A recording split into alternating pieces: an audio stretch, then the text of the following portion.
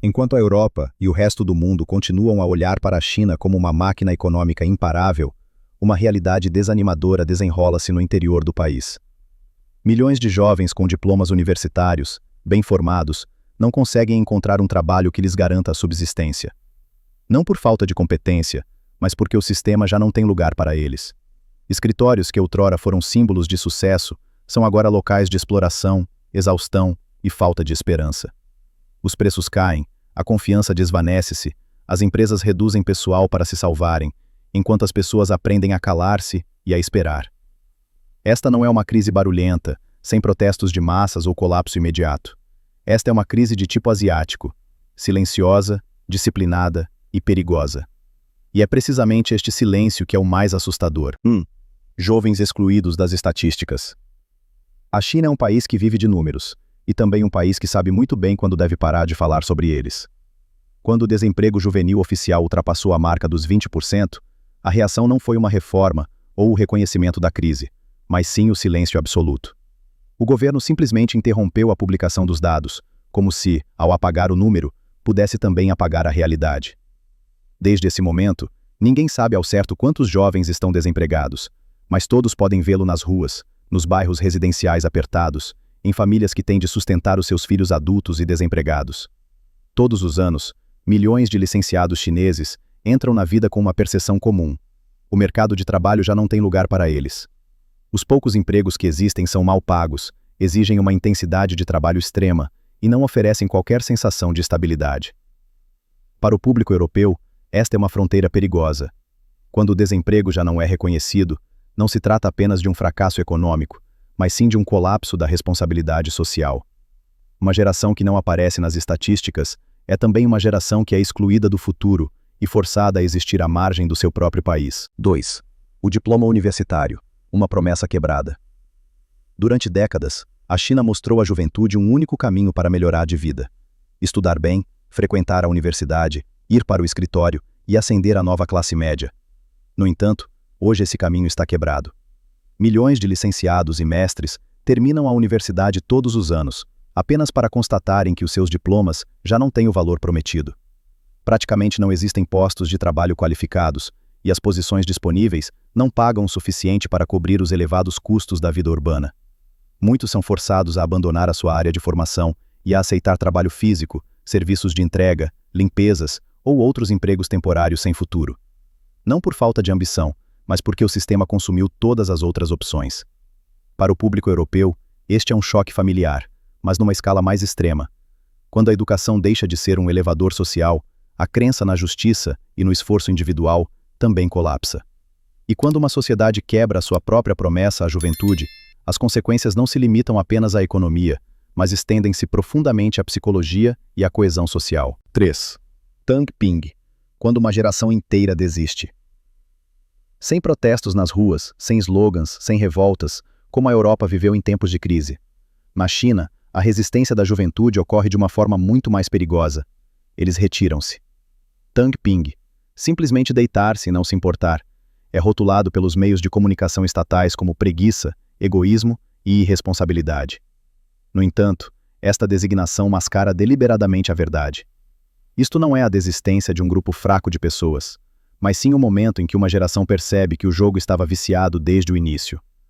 Eles estudam, obedecem, trabalham arduamente, mas em troca recebem apenas exaustão, rendimentos inseguros e um futuro opaco. Em vez de continuarem a correr na roda de hamster sem saída, decidem parar. Para o público europeu, este é um sinal de alerta sério. Quando uma geração já não quer consumir, não quer subir na vida, não quer constituir família ou ter filhos, isso não é um problema cultural, mas sim o colapso do contrato social.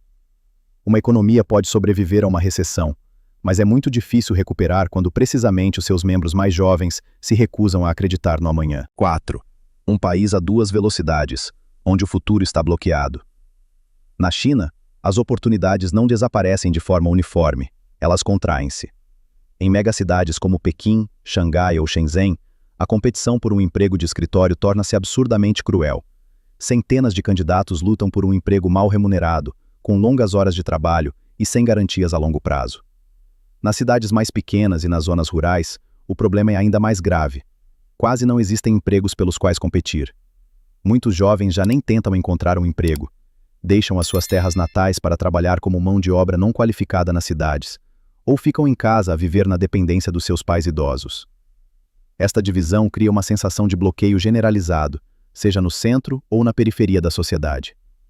Para o público europeu, que viveu ondas de migração interna e desemprego após a crise financeira, este cenário não é desconhecido, mas as dimensões da China tornam-no mais assustador. Quando um país não consegue distribuir as oportunidades de forma minimamente justa, o futuro de uma geração inteira fica prisioneiro, não pelas suas capacidades, mas pelo seu local de nascimento. 5. Deflação, o assassino silencioso da economia. Enquanto a Europa está obcecada com a inflação e o aumento do custo de vida, a China está presa no pesadelo oposto, a deflação. Os preços caem continuamente, o que pode parecer positivo, mas na realidade é um sinal de que a economia está a perder fôlego. Quando as pessoas acreditam que amanhã tudo será mais barato do que hoje, hesitam em comprar, retendo seu dinheiro por medo e incerteza. A diminuição do consumo leva à queda das receitas das empresas, à redução dos lucros e à imediata reação conhecida, redução de pessoal.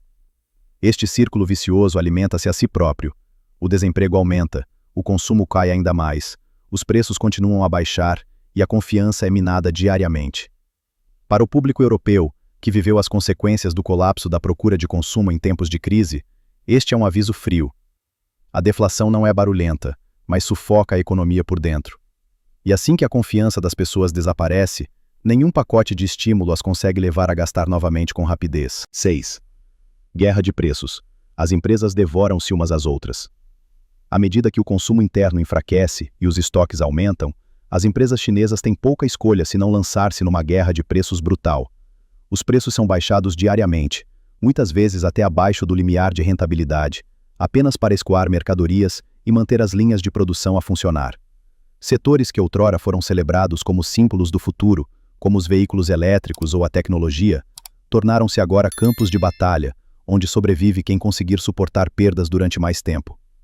As pequenas empresas não aguentam e vão à falência em massa. As grandes empresas reduzem custos através do despedimento de funcionários. Para o público europeu, este é um paradoxo conhecido, mas numa escala extrema. Uma economia que produz como se o mundo inteiro fosse comprar os seus produtos, enquanto a sua própria população não tem dinheiro nem confiança suficientes para consumir. Esta guerra de preços não cria vencedores. Deixa apenas empresas exaustas e um mercado de trabalho que sofreu mais um passo de destruição. 7. O espectro do Japão, um caminho que ninguém quer repetir. Ao colocar os fatores lado a lado, o colapso do mercado imobiliário, o envelhecimento da população, o consumo em declínio e uma geração jovem sem confiança, surge imediatamente a recordação do Japão nos anos 90. Na altura, rebentou uma bolha gigantesca, as pessoas pararam de consumir, as empresas congelaram os investimentos e a economia entrou numa estagnação de décadas. A China de hoje é maior, mais rápida e tem uma pressão mais pesada. A diferença preocupante reside no seguinte: a juventude chinesa atual está mais conectada, mais informada e também muito mais decepcionada. Para o público europeu, esta já não é uma história puramente asiática, mas sim uma recordação clara de que, quando a confiança é quebrada, a estagnação pode durar mais do que qualquer recessão. A China pode evitar um colapso repentino, mas o risco de ficar presa num estado de nem cair nem progredir torna-se cada vez mais evidente. Do exterior, a China continua a parecer uma grande potência. Fábricas a trabalhar incessantemente, exportações para todo o mundo, tecnologia em rápido crescimento e uma influência geopolítica crescente. No entanto, no interior, as fendas estão a alargar-se.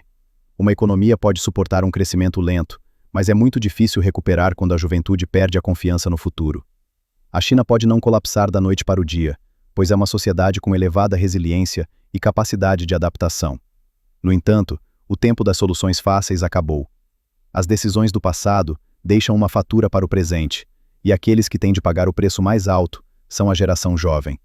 A questão já não é se a China é forte ou de fraca, mas se o país conseguirá, a tempo, restaurar a confiança, recuperar a dignidade do trabalho e dar à juventude uma razão para acreditar no amanhã. Se não o fizer, o silêncio de hoje poderá tornar-se num fardo persistente durante muitos anos, não apenas para a China, mas para todo o mundo.